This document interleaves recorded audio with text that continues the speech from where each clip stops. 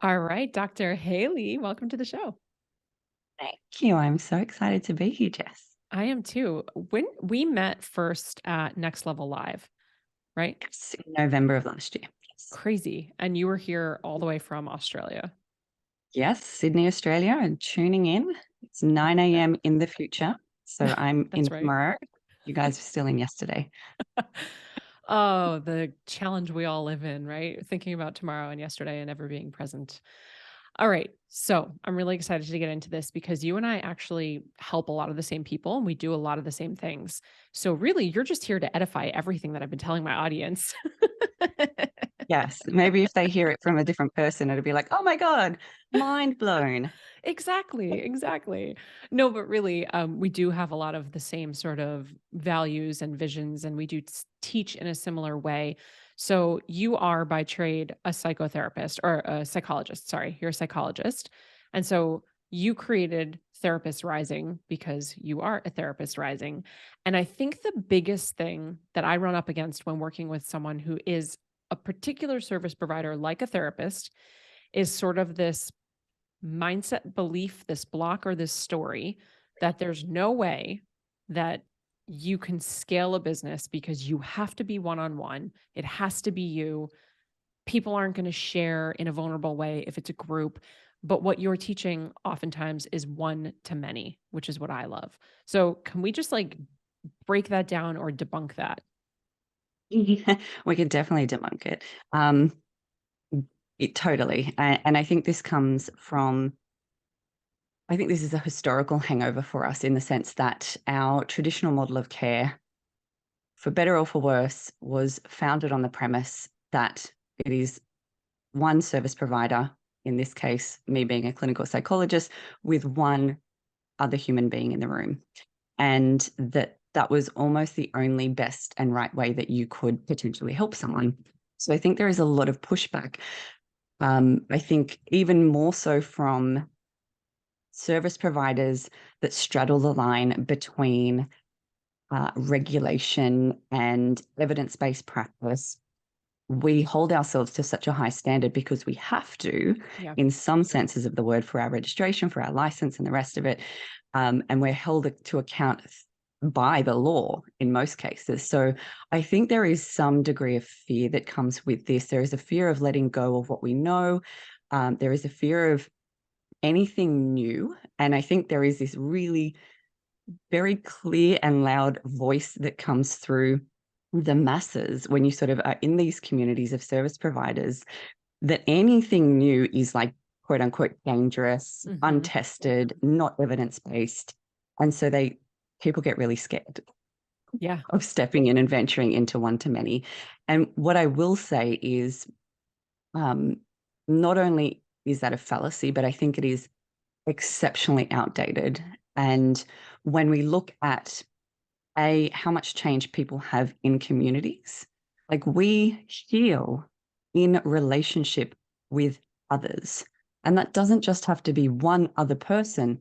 That could be one person who is holding space or has created the container, and then multiple other nervous systems or people who are residing in that container who echo and validate your experiences because it's something really similar that they're going through. Yeah. And I think there's a sense of huge permission that comes through when we sit in a group with people who are just like us experiencing the same pain, that there is a huge sense of relief that comes with this. Like, oh my God, I'm not the only one.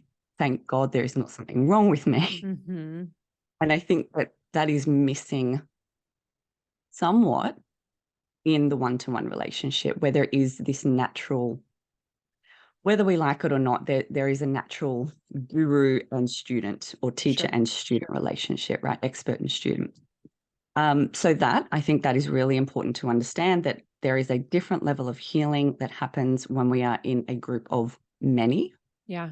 I feel like there's But I also a think different level of learning, right? When we so totally. often, like on a coaching call, for example, just by witnessing someone else work through something, and we can go as bland as watching somebody unpack their niche. Like it doesn't have to be a personal, vulnerable trauma, but someone can be creating, we call them superpower statements, right? Like, what's your I help statement? just by watching someone go through the process, you all of a sudden get these own light bulb moments. You get clarity. You're on the outside. We always say you can't read a prescription bottle from the inside.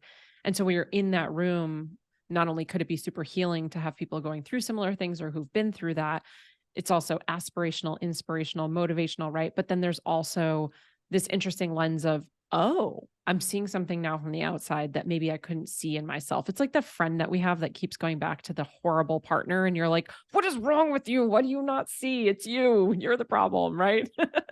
Absolutely. I couldn't Yeah. agree more with that. There's a technical term that's used for that transference of knowledge that happens when we see ourselves in someone else's story and we derive benefits from that process. And it's called borrowed benefits.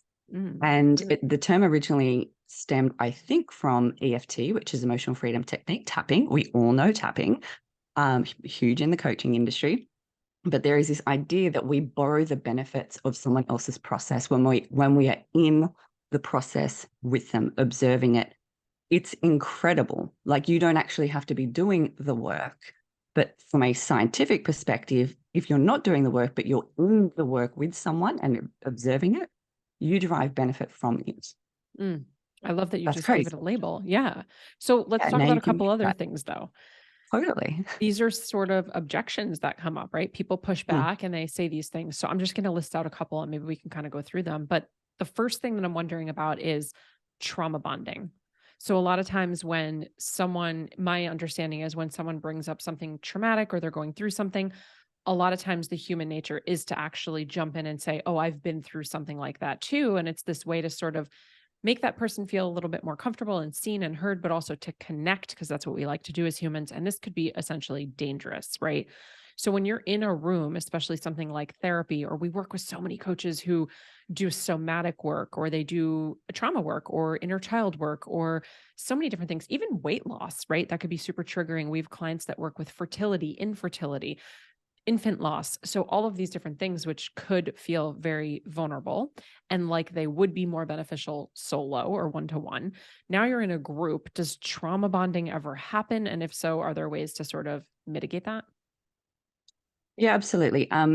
Like, I think this is actually a really important conversation, like on a grander scale than probably the context that we're going to talk about it right now. But I do think this speaks to the level of training, understanding and education that you have as a service provider in terms of how can you hold the space safely so that things like trauma bonding or people falling apart in terms of their nervous system, how can you actually confidently and safely hold a space, but also confidently and safely navigate when those things happen Yeah. so that you can quickly repair and bring things back together? Yeah. And I think for the most part, this is probably like, I don't have a huge, this is probably the other thing that a lot of therapists have quite a strong aversion to coaches, because there's like this fear of like stepping on toes and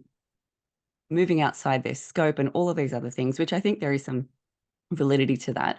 But I think one of the very real criticisms that I have of an unregulated field, which is the coaching industry in the online space, is those foundational skills which would make you profoundly more effective in what you do as a coach, in terms of how do I hold someone's nervous system? How do I assess where they're at in terms of their regulation or dysregulation?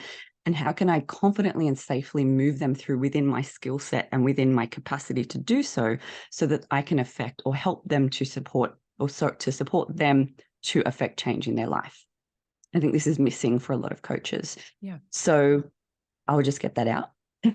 She said it. I agree. I said it. I said it. And I say it happen all the time. I go to these live Yeah. events, and I went to a really big live event in July of last year. And it was distressing how much trauma was present in the room. And instead of the facilitator being very aware of what was happening and making very quick attempts to repair and I think bring things back down and create some really strong boundaries for people, um, it was almost like encouraged, Mm, right? yeah. Like, go and hug that person, get in there with them.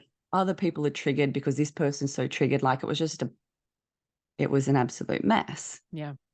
And I think this is really, and I'm sure I'm going on a huge tangent here, and No, I please feel love free to it. bring me I back, love Jess, it. 'cause Well, this because is you're one of my unraveling, and we're one sending of my these pain. people back off into the real world unraveled, and it's you need Totally. the Yeah. professional, you And need someone who can put the pieces back together.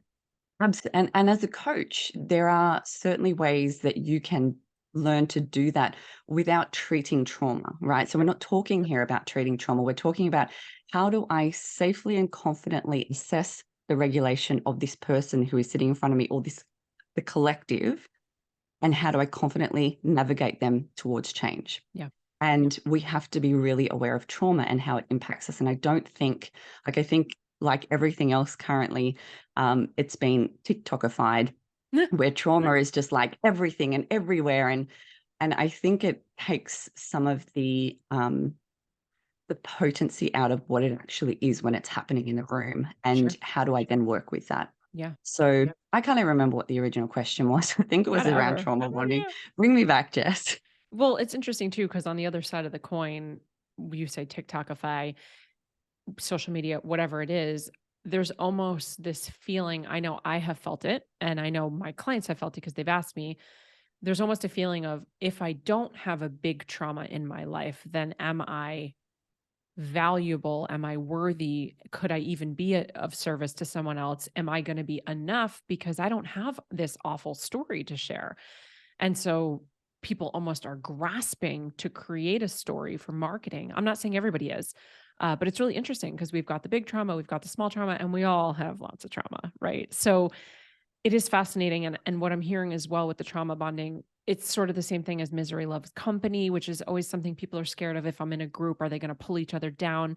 One of my old coaches used to say, this is not the sorority of suffering, right? Like, we're not here to, that was my fitness coach when we were bodybuilding. She's like, it's a choice that you're here. It's not the sorority of suffering. So I think with that, the other biggest pushback that I get with specifically people like therapists or doctors, hormone experts, fertility, is that my clients aren't going to be able to get vulnerable when they're in a group. But you're living, breathing proof that that is not true. Are you magical? I mean, I know you're magical, but how are you doing it? Like, how are people vulnerable in your group setting? Is there a shift? Was it a mindset thing that you had to do? Or is it just simply the way that you're creating such a safe space? How do we get people to be vulnerable in a group? I think all of the above. Starting off with the very real fact that I'm I, probably very magical. yes, So let's just, absolutely.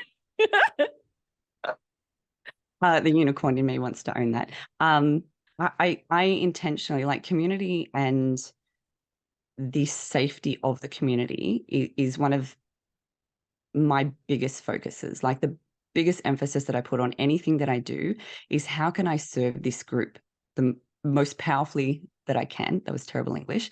And I think that really starts with people have to feel safe, right? Like, we don't initiate change, we don't evolve, we don't transform, we don't move towards goals unless we feel safe.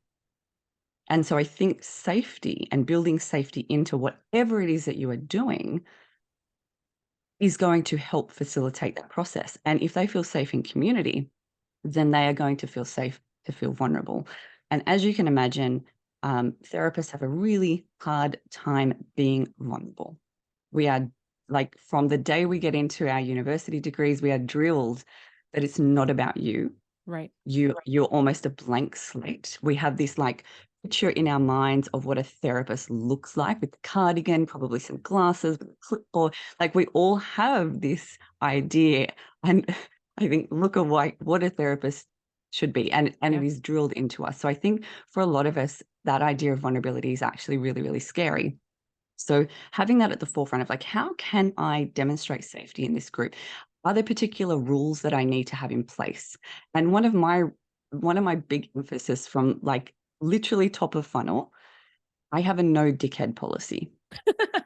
Right. And so I try and live and breathe this policy. It was a policy that one of my coaches, I played elite level sport. One of my coaches had this policy of, like, no matter how good you are, it doesn't matter if this person is going to win us a tournament. If they're a dickhead, we're not taking them. Yeah. Yeah. And I try to have the same mentality of, like, how does my copy need to, or what does my messaging need to do in terms of calling out the right people, The so that visual I I'm going have to in my head right now, by the way, also has a cardigan and glasses. So this is Okay. wonderful. It is just that, right?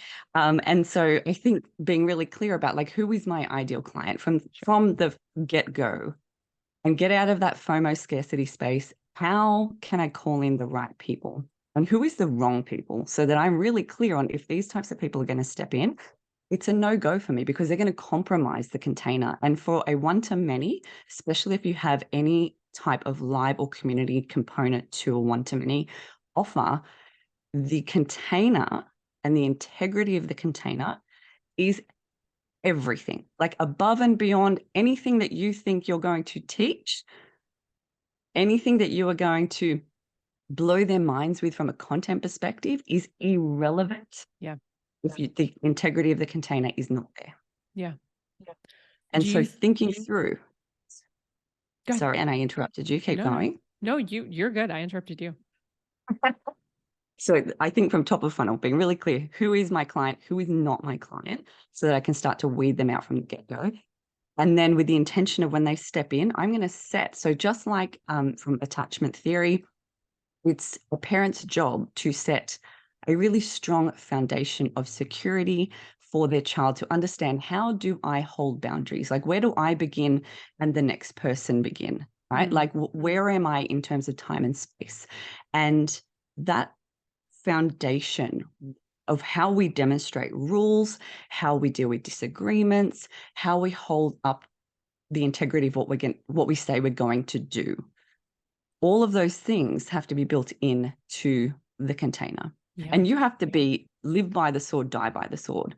Like, these are the rules, and I'm not going to compromise. If you do X, Y, and Z, it's a no-go, because now people start saying, oh, okay, she's a person of her word. I can trust her. And she's also showing up in a way that I feel really safe. Yeah. And then I think there is another component of that, which is, how are you showing up? Mm, yeah. Right? Like, there are so many times, and I laugh and I shake my head, and then I usually have a rant to my husband about it. But there are so many times where a service provider will have the expectation that they're going to move their client from A to B, and what it's going to be required of them to get from A to B is X, Y, and Z. Yet them as a service provider are unwilling Mhm. themselves to do X, Y, and Z. So vulnerability, for example, if you expect people to come into a container and be vulnerable, and you're up here going like, I am perfect, here's an Mhm. Instagram feed, nothing messy ever happens, no mistakes shall be made. I think people sniff that out really quickly, Absolutely. and they will only go as far as you are willing to go yourself. Yeah. When you talk about the integrity too, I mean, I believe this is both huge value for us, and that's probably why we get along so well. But when you're in a when you're hosting, I should say, a coaching container, or facilitating a retreat, an event, whatever that would be, it could be the smallest little minute thing. For example, if you say, I'm going to post the call recording later tonight, and then you don't do it, while it might seem insignificant or you got busy with life, it's not that you can't ever not honor the word, but you need to come in and say, something came up. I'm actually not going to post it tonight. I'll post it tomorrow. That keeps your integrity of saying that you were going to do it. But when you just let it fly because you got busy and everyone will be fine, that's when these tiny little cracks in the foundation happen. And it's crazy how quickly the trust and the safety of the group dissipates. And it does come from the top down with the leader. So I love that. I've got a question I'm dying to ask. Yes.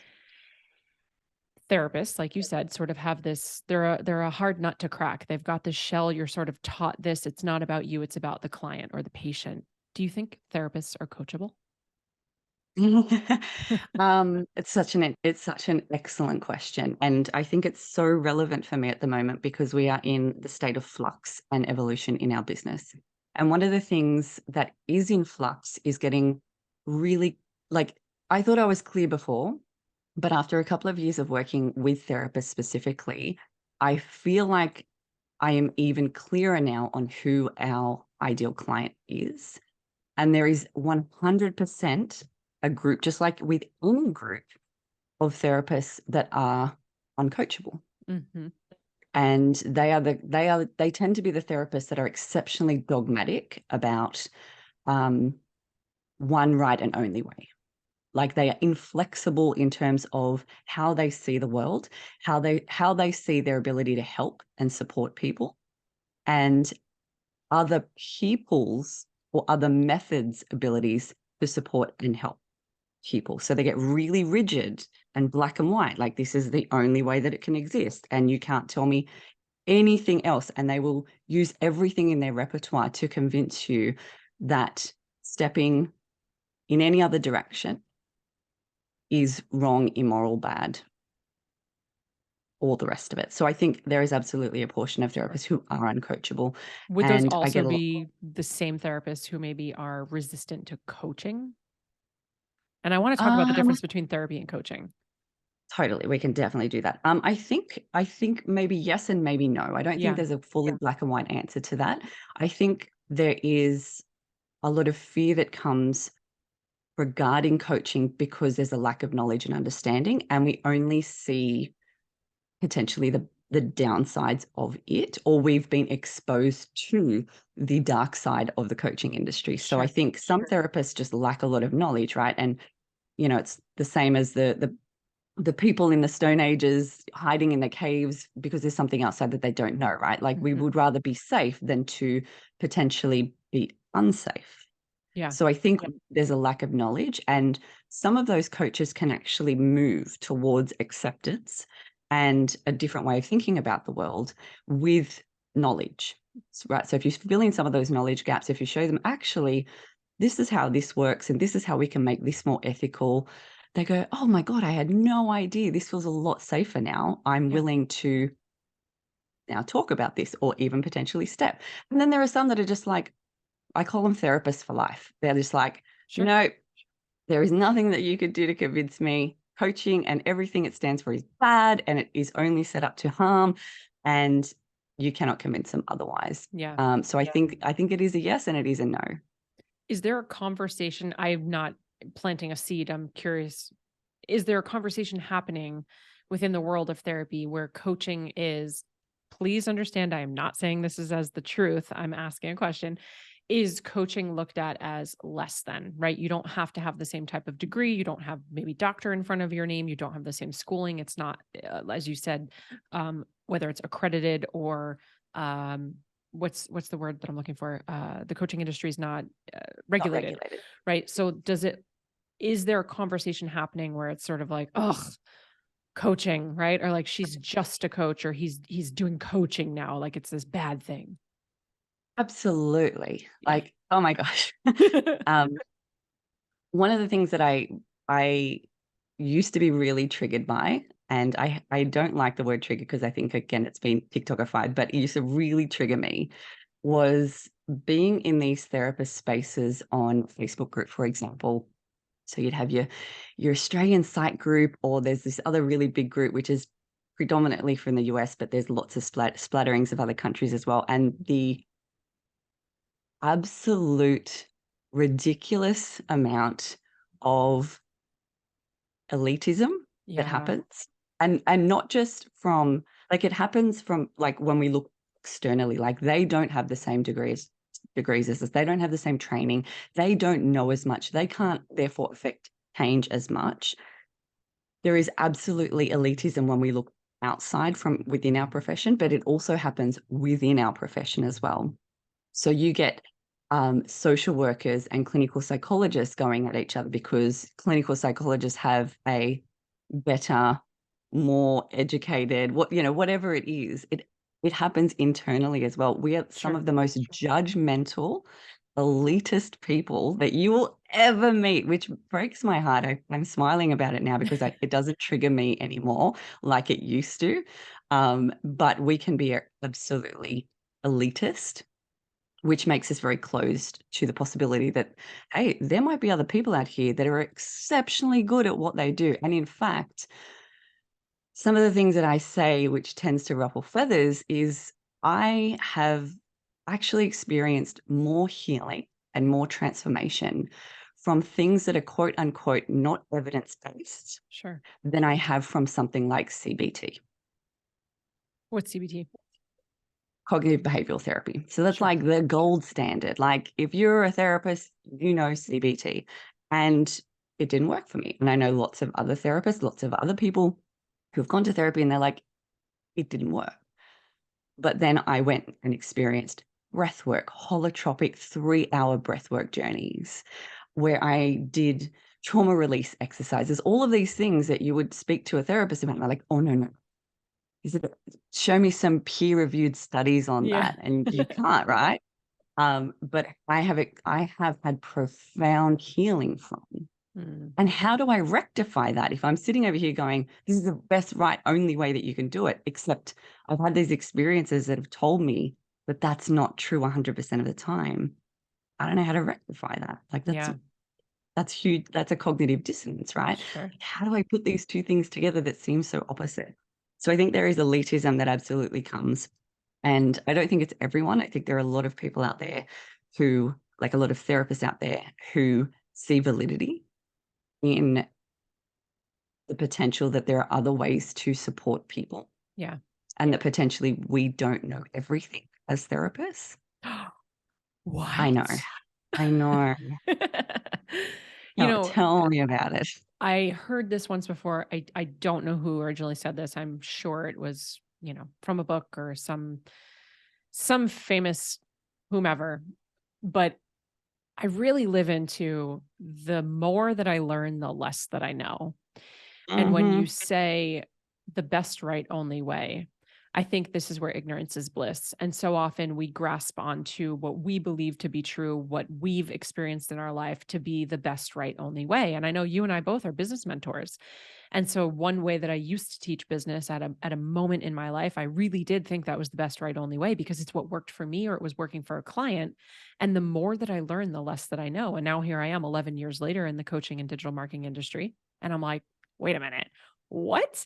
That is what I used to say was the best, right, only way. Now I think something completely different in my head maybe is the best way, but it's not the right only way because I don't really think anything is the best, right, only way. But when it comes to marketing, that's really the language that you kind of want to lean into is this is the best, right, only way. So I think it's so interesting. It's the more that we learn, the less that we know.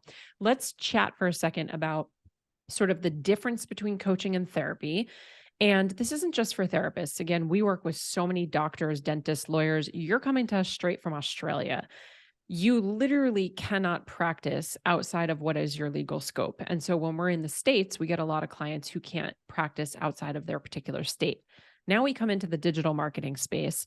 We're putting out these programs and courses, and there are sort of, I guess, loopholes, for lack of a better term, where a lot of people are like, oh, if I go into coaching and I don't use this one particular modality that came from my licensing, and I call myself a coach and I give this umbrella, then I'm like good to go and I can kind of cross state line or cross country line.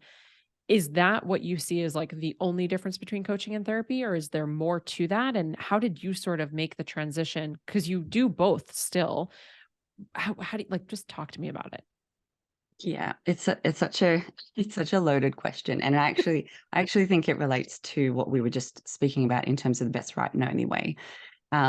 Because I think there's part of that where obviously we get very tunnel vision from an experience perspective of like this is what my very limited worldview tells me is the best, right, and only way.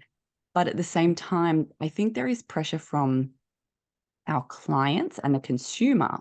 They want the best, right, and only way. Sure. So I think there's this convergence because they want certainty, right? Like if I'm going to invest time and energy, will this thing work for me? And the only way that I'm going to know that it's going to work for me is if you tell me that it's the best, right, and only way. So tell me, please tell me.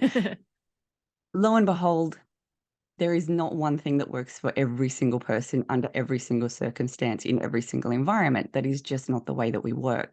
So I think there is this convergence of where um, we as a human being and our experience converges with the consumer's need for certainty and outcome and success.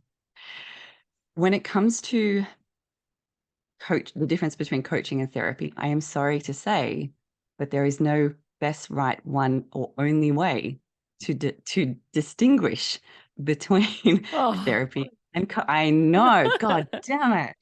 God, if only we could just have this one definition that would just make it so clear. And yeah. I think it's a fallacy that we can, because the further that I have lent into coaching, the grayer it has actually become, Mm, right? This difference. And the more that the coaching world evolves, the grayer the difference becomes.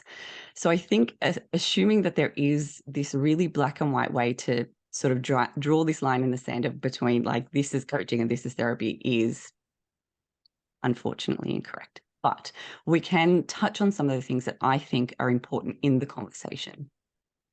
So from the perspective of, I believe that coaches shouldn't be dabbling in the realm of diagnostic clinical sure. conditions, right? So if we're talking about something that is a diagnosable mental health condition, and again, you will see this happening in the coaching world where there are lots of coaches out there who work with trauma, who work with anxiety. And I think for the most part, it's really like you're moving into really muddy waters over there.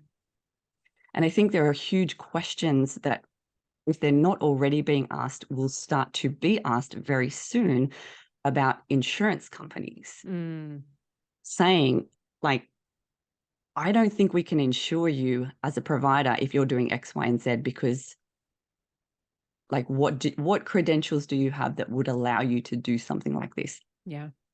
I think if it's a diagnostic clinical condition, it's a no-go zone. That is not coaching, that belongs in the realm of therapy. I think that there is a grade, though, of human functioning, right?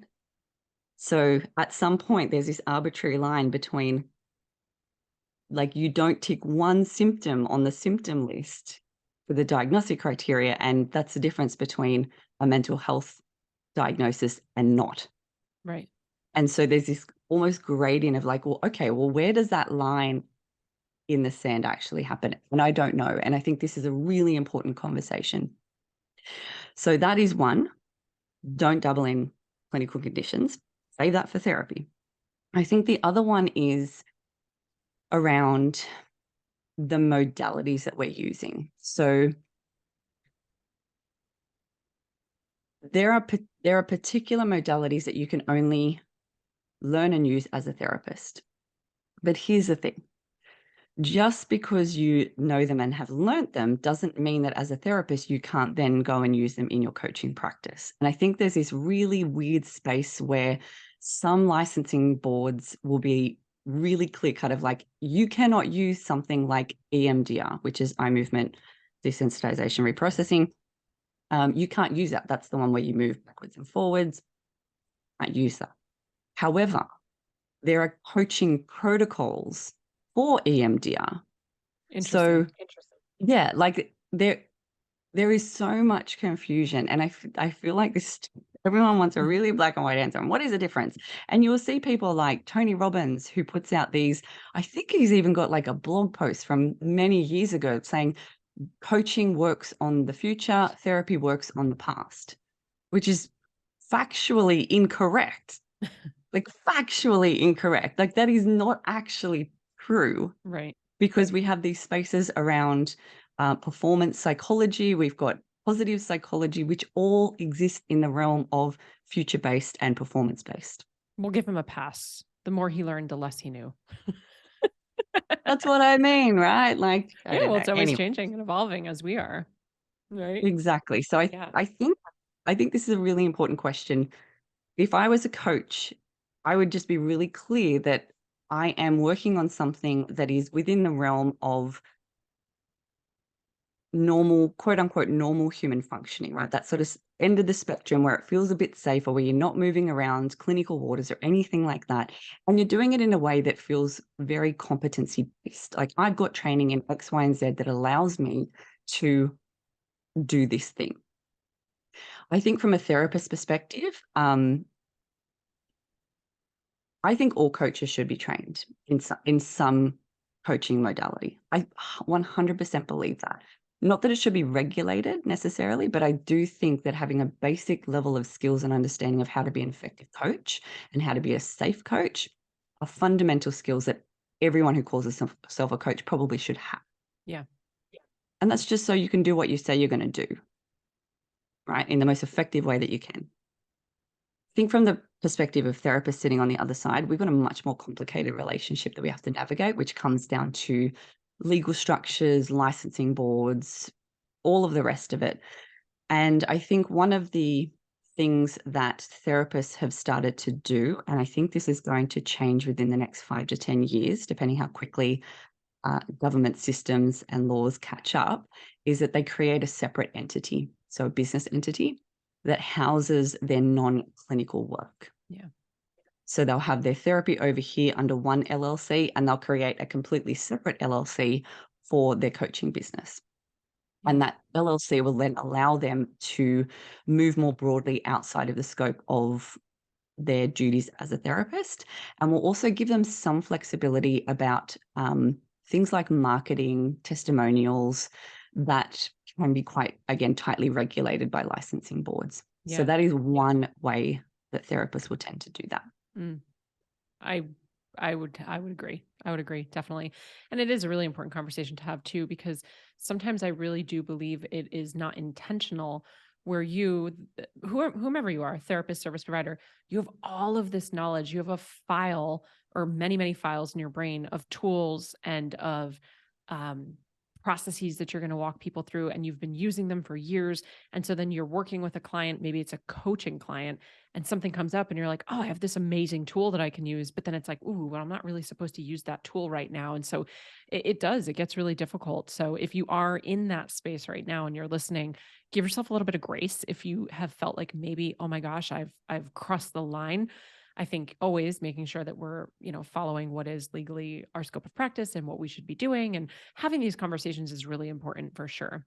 All right. Are you Yes, ready? but Oh, go ahead. not being scared at the same time, right? Yeah. Like, because I think the grayness of this conversation is therapists use it to go into inaction, right? Like they use that as the reason why I'm not going to step, because it's so muddy. I don't know how to navigate it.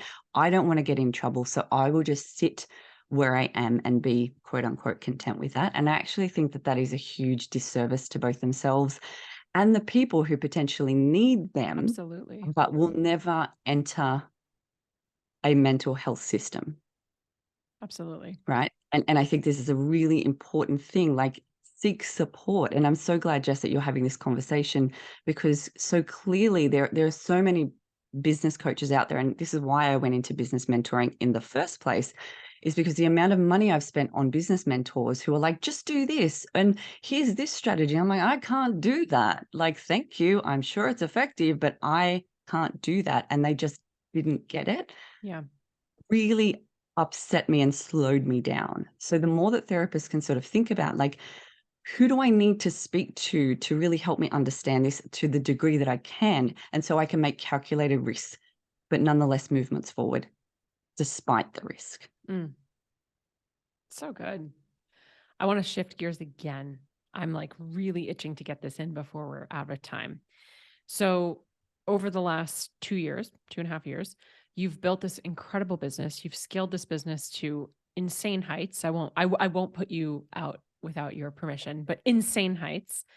Doing this with 2 children while also traveling across the world to show up for live events, building out courses, programs, hitting financial goals, getting help, delegating, having relationships, having a social life. I mean, literally, I mean, you're just superwoman. We've already established that.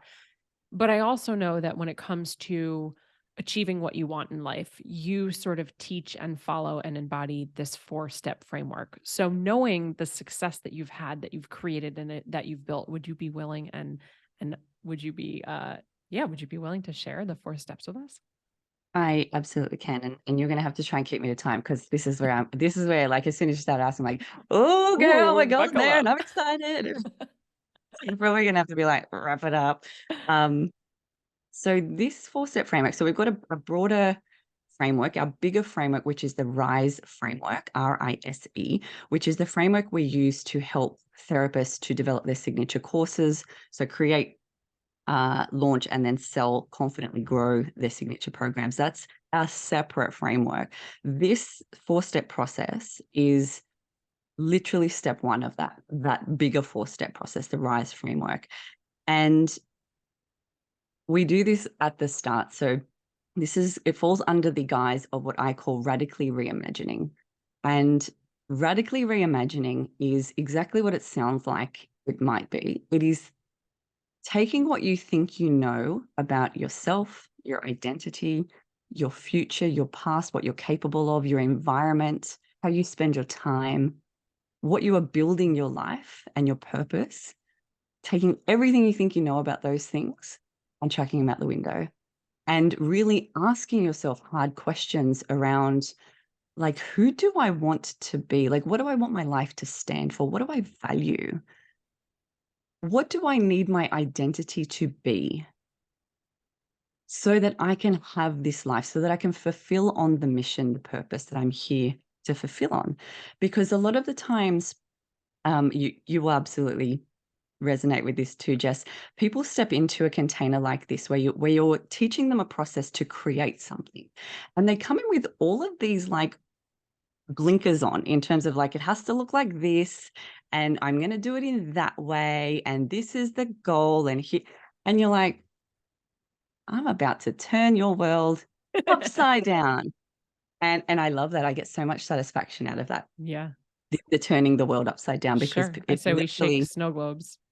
Exactly, Yeah. right? It literally shakes their foundation and starts to ask them hard questions, or gets them to ask themselves hard questions around, what do I actually want for this life?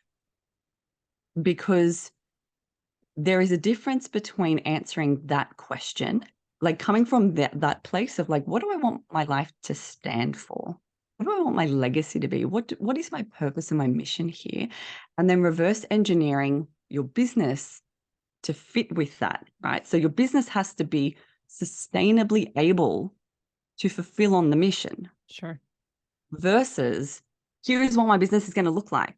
And then waking up in 3 years' time going, how the hell did I get here? I'm so burnt out. I'm nowhere where I wanted to be. What the hell is going on? Yeah. Right? Which is what most of us live our life by. 10 years down the track, and we're like, how the hell did I get here? So this is radically reimagining what you think you know about yourself and your life, and creating the foundations of your life first.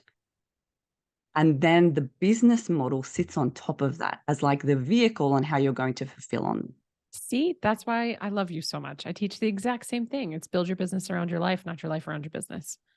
Yes, but also build your life around something that matters too, right? Because Yeah. even a lot of times they'll come in and they'll be like, oh, I want this, and this is what I want my life to look like, and this is what success is, because that's what Instagram told me. And Sure. we're like, well, hang on, like, let's scratch all of that and just playing this game of, what else might be true here for you? Like, what are those things that you hold so deeply that you tell yourself, that's just silly. My life could never look like that. I love that. Or who am I to think that I could have that? Or I'm too busy being like a hot mess mum to even contemplate a life like that. So I think it's like, it is absolutely creating the foundations, but of your life and your business. So the 4 steps: firstly, you have to get radically honest with yourself. So you have to take a very in-depth inventory of your life as it stands. How am I showing up? What am I choosing, consciously or unconsciously, that is leading somewhere, right? And I asked them again really hard questions around, like, talk to me about the habits that you've got in place. And if you keep doing these things, talk to me 2, 3, 5 years time. Like, what is your life going to look like as a cumulative effect of the repetition of that pattern? Mm. Like, where are you going? So when we sit and we binge on that food because we're unwilling to deal with the feelings or whatever it is that's triggering the feelings, where does that lead you if that pattern of behavior doesn't stop? Or if I have this identity where I believe wholeheartedly that I'm a failure, that I am not good enough. If you keep believing that about yourself, where does it lead? And what choices are you making off the back of that?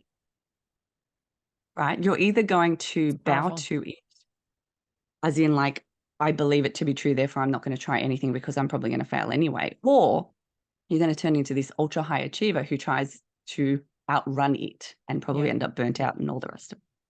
So radically being honest with yourself. What am I currently choosing in my life? What are these choices and where are they taking me? And what are they in service of? What am I going to create off the back of these choices? Then from there, once I understand the lay of the land, like my current life, how I'm currently operating, you start to strategize and create your future. So I'm a big, firm believer in our ability to use prospection. So prospection is the ability for us to cast our vision, our gaze into the future and look at potentially infinite possibilities of what could happen. Right. So, and we can use it for good and we can use it for evil. The evil way that we use it is we use it as like an anxiety when we're Yeah. like ruminating in the future, like, what if this bad thing happens? And oh my God, that's one aspect of prospection, but we can actually use it in a really powerful way to connect with future self.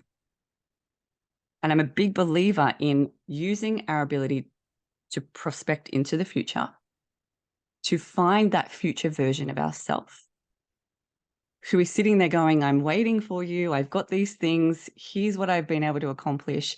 And you literally then allow that future self, to reverse engineer the road to get there, but it also becomes a magnet to pull you forward.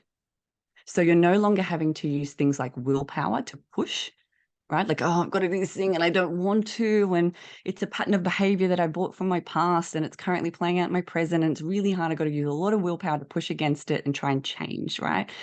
Instead, we're almost allowing this future self to pull us, to magnetize us forward, which is actually a much easier way to live our life Sure. than having to constantly feel like we're using willpower, which runs out.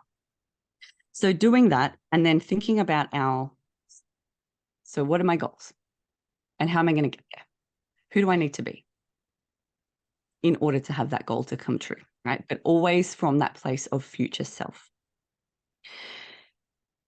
From there, we create that identity. So we've just used prospection. This is my future self. Who do I need to be in the present that I'm not currently being in order to have that future that I've just envisioned? Right. And this will come back to things like habits that I'm doing, those patterns again that we'll get to look at so deeply. Like, what do I need to do right now? What do I need to let go of? What do I need to change? What do I need to start believing about myself? That if I do those things, it would be unreasonable not to have that future. Yeah.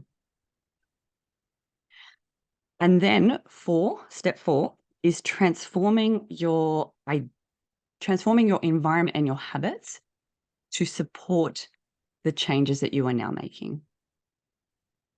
And this will come back to that work on atomic habits and, all of those lovely books, right? Where Sure. now these habits actually make sense from a future that's already pulling us forward. It is far more compelling for us to implement behavioral change, which for a lot of us is so bloody hard,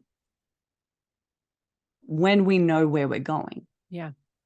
when we know why we are doing this thing, when I know how do I need to show up and what are the things that I need to stop doing, start doing, being in order to have these things in my life. Yeah. This is so much of the work that we just did at our advanced retreat with Dr. Joe Dispenza. There was so much of the Yes. future, and it's beyond. It's not future casting. It's not visualizing. It's not uh, what's it called when we make a goal board, a vision board. It's not that, Vision board. right? It's so much deeper. It's so much deeper. I love this so much. I want to be mindful of your time. We can do this forever. I feel like we're just getting started. Before I ask you some rapid fire questions, where can people find you? How can they work with you? What do you have going on right now? What do you have for us? Yes, you can definitely find me over on Instagram. I'm at Dr. Kelly. You can find us at Therapist Rising, which is our website. We've got usually a couple of opt-ins. One of them at the moment is a free quiz for therapists, which will help you to determine where you are in your career. And then we've got this beautiful, lovely curated workbook to help you to start moving forward. So identify where you're going to go and then to start moving forward based on where you currently are in your career as a therapist. We've got some big changes coming in the next couple of months because, again, my future self, like what got me here isn't going to get me there. We both love that quote, right? We hear it all the time from our mentors and all the rest of it. I know that the business model that got me here and the person that I'm currently being is not going to get me to where my next set of goals are. And so we're in a state of flux at the moment, thinking about what does a business model need to look like? And I'm on then the personal journey of like, who the hell do I need to be to actually deliver on the goal in the time frame that I've set for it?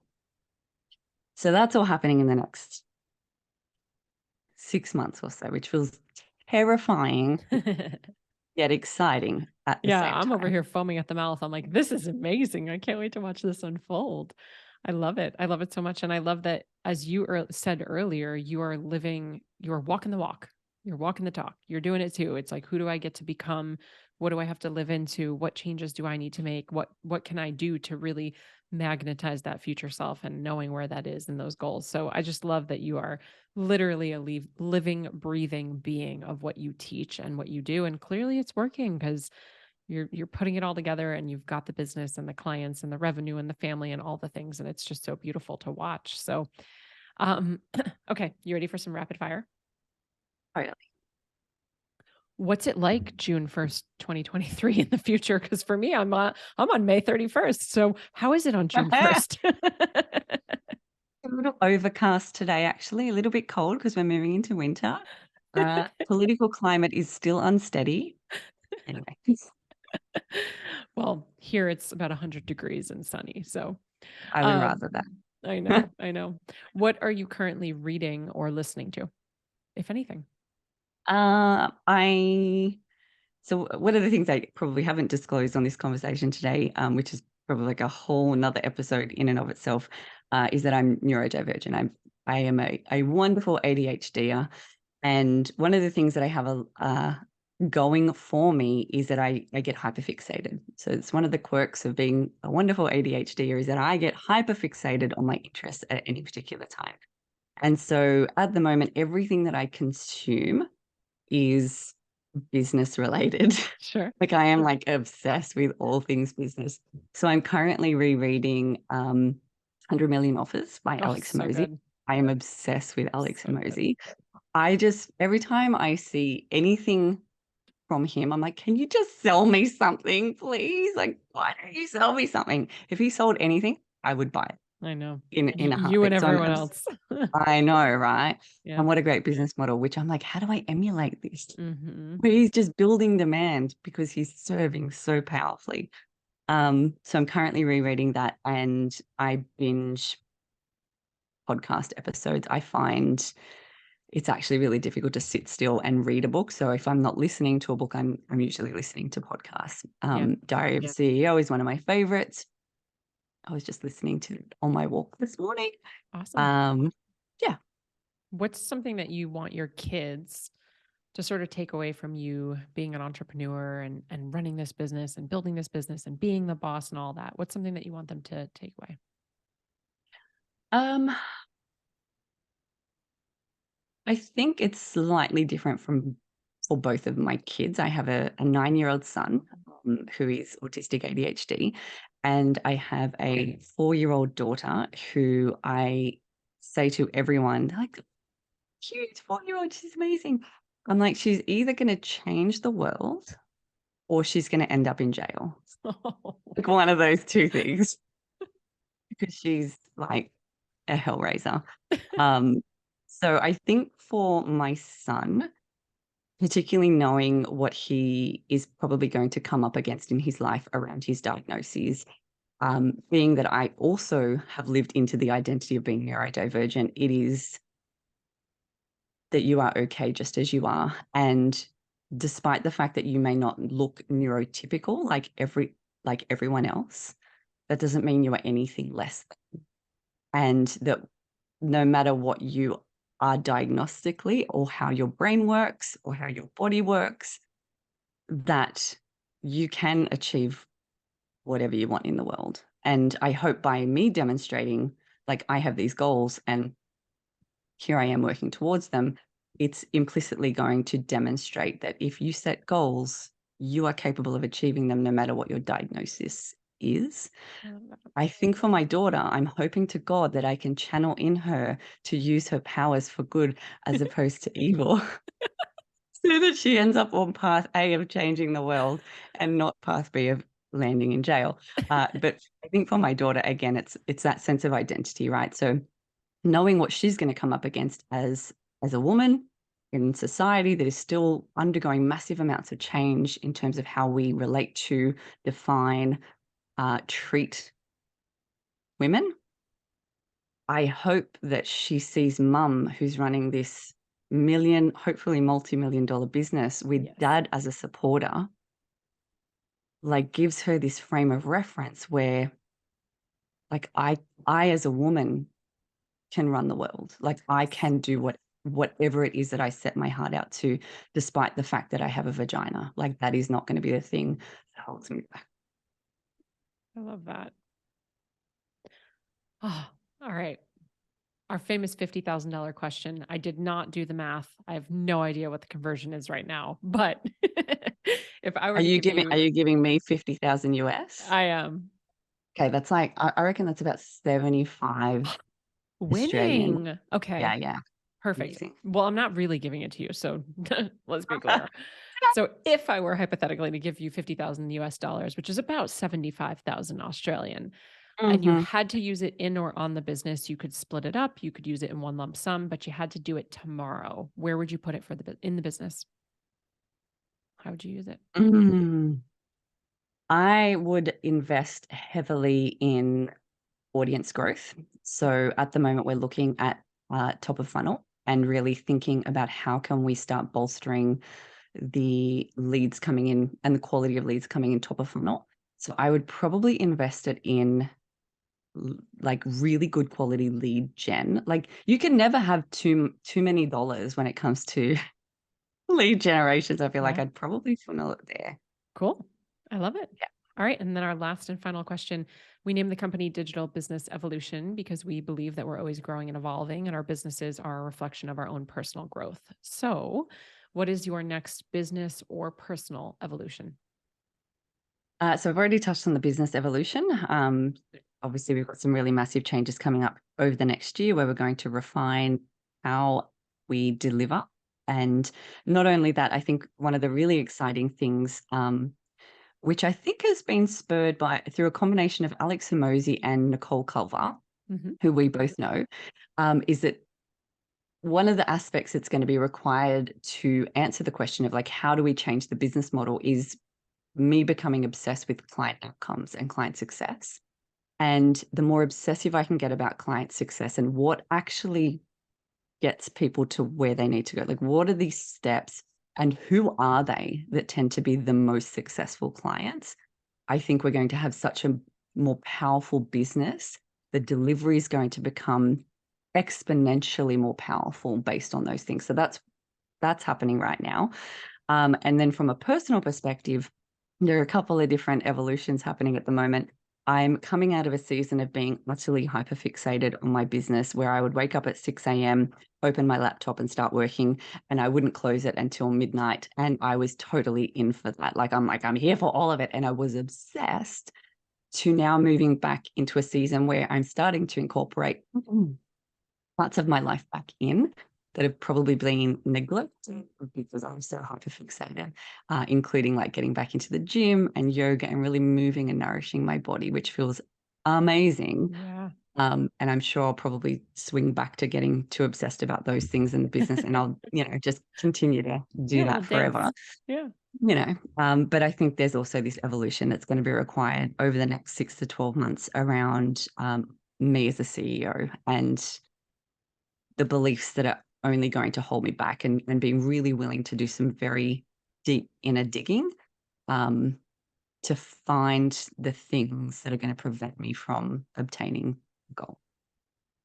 So well spoken. I love it. All right, ladies and gents, as always, if you love this episode, the best way that we can give back to Hayley is to take a screenshot, tag it on social media, tag Dr. Hayley at Dr. period HAYLEYKELLY. So Dr. Hayley Kelly. Tag me at I am Jessica DeRose. Let us know what your takeaways were, your aha moments. Go give Hayley a follow. And make sure we'll put anything in the show notes we have for downloads so that you can take that quiz, because that sounds incredible. But even if you're not a therapist, I will tell you, following Dr. Hayley is really, really valuable. So if you're in the coaching space, you're in marketing, digital education, doesn't matter if you're not a therapist, her content is going to be fire for you to check out. So Hayley, thank you so much for being here, and cheers to your evolution. Thank you. Thank you. Thank you so much for tuning in. If you loved this episode, I invite you to be a part of our ripple effect and share it with a friend. And please, if you feel called, take 30 seconds to leave a 5-star review, and I'll be forever grateful. Until next time, cheers to your evolution.